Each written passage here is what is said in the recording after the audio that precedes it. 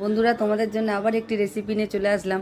খুব সুস্বাদু recipe, dahlia দিয়ে পনির ভেজিটেবিল দিয়ে এটা বানিয়ে দেখাচ্ছি তোমাদের কিভাবে বানাবো। তোমরা আমার সাথে থাকো। প্রথমে একটা পাত্রের মধ্যে কিছুটা ডালিয়া নিয়ে তার মধ্যে মুসুরির ডাল দিয়ে ধুয়ে ভিজিয়ে রেখে দেবেন। তারপরে কড়াইতে ঘি দিয়ে এবার ঘিটা গরম হয়ে গেলে ওর মধ্যে পনিরগুলো দিয়ে দেবেন।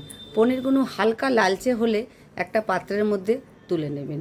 তারপরে ওই ঘিয়ের মধ্যে জিরে, তেজপাতা, শুকনো লঙ্কা ফোড়ন দিয়ে ফোড়নটা যখনই একটু ভাজা ভাজা হয়ে যাবে ওর মধ্যে এবার সবজিগুলো দিয়ে দেবেন।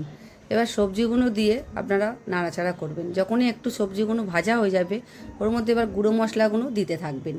এবার হলুদ গুঁড়ো, জিরে গুঁড়ো আর নুন দিয়ে এবার একটু কষবেন।